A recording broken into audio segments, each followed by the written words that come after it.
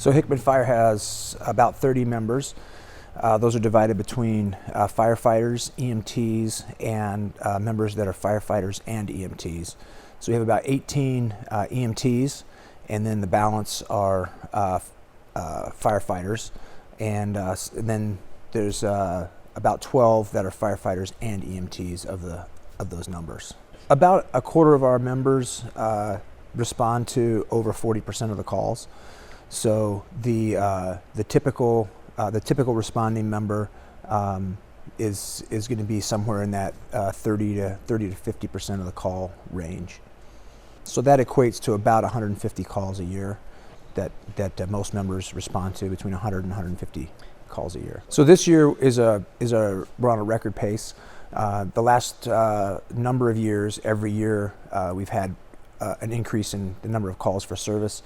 The last couple years we thought that was primarily because of the COVID pandemic, but this year we're up almost 30% over last year. So 2022's numbers are going to come in somewhere around 340, 350, hopefully not more than 350, but we're on track to be right in that range. We're not sure at this point. It's going to bring a number of thousands of commercial trips through our district. Just looking at some of the numbers currently on Highway 77 north of Van Dorn, it looks like that it could add substantially to our numbers. It's hard to predict. No matter where you're at in any kind of volunteer organization, recruitment is an ongoing thing all the time. So for us, that we are in kind of an acute situation with both the trend over the last few years of increasing call numbers, and then with the addition of this potential additional calls for service that will be associated with either folks that are just passing through that might have a medical emergency, or actual collisions or vehicular accidents. So it's a pretty straightforward process. Every volunteer agency has a slightly different process. With our department, you can just apply online on our fire department website, and then someone from the command staff will be in touch with you.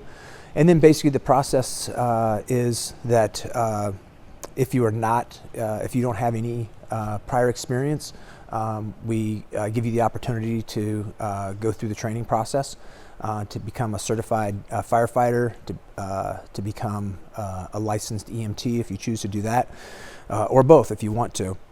So usually it's about a year-long process. It's called a probationary or rookie process.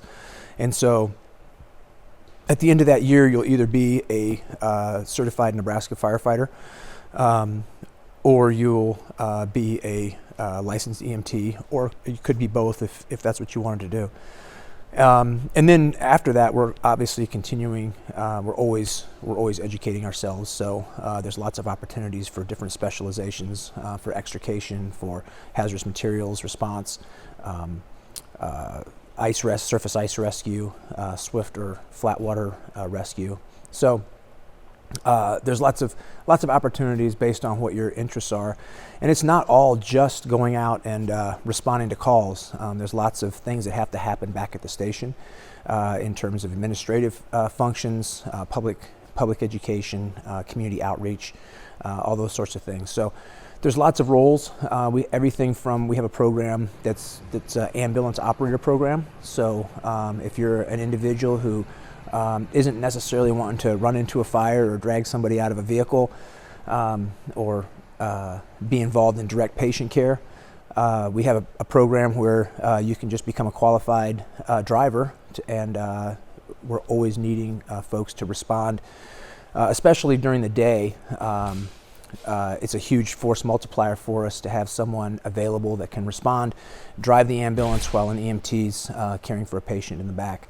So there's a huge variety of opportunities that in different ways that you can both be involved and serve your community. A number of agencies in Lancaster County have what are called out-of-district member programs, and I can't speak to some of the other agencies' specifics, but with Hickman Fire and Rescue, you can have an opportunity to actually come and spend time at the station and respond to calls during that time. Like I said earlier, our our huge need is during the workday, kind of that 8 to 6 or 7 to 6 p.m. Time frame where lots of folks are out of district at jobs or school or what have you.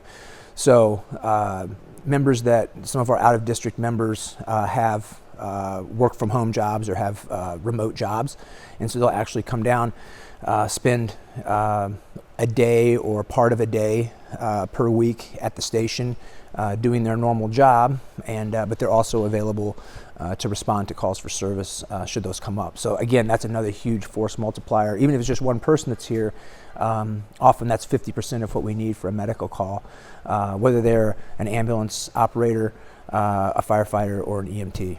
The stereotype is, the big, extremely physically fit, young, hard-charging individual. And obviously that's an advantage if you're going to be a firefighter that's a structural firefighter that's actually entering a structure, a firefighter that's involved in extrication, or an EMT that's just, handling patients by themselves. But really, the physical requirements are not what most people expect them to be. So we have members all the way from their late 60s all the way down to 18. You have to be 18 to be a responding member. You can join the fire department before that. You'll not be able to actually respond to calls for service, but you will be able to train with us. But in terms of physical or educational requirements, basically you do need to have a driver's license if you're going to operate equipment, apparatus. You don't have to have a commercial driver's license. Everyone that operates equipment on the road will go through an emergency vehicle operator's course. So you'll be qualified for whatever it is that you choose to drive. You don't necessarily have to drive something big. You don't have to drive at all if you choose not to. So there's, like I said earlier, there's so many different roles that usually there's a role for you if you're wanting to serve the community, regardless of what physical limitations you might have. There's probably something that you can do that's going to be a force multiplier and beneficial to the community. It's a critical role. It's not a role for everybody. So if it's not a role that you feel called to, that's no slight to you. But if you just think about it, there's probably been 1 or 2 times in your life where either you or someone in your family has had that need, whether it was a medical need or otherwise. And so it is a crucial component of our community, along with lots of other roles that folks fill. So if this is something that you feel drawn to, we'd love to give you the opportunity to participate.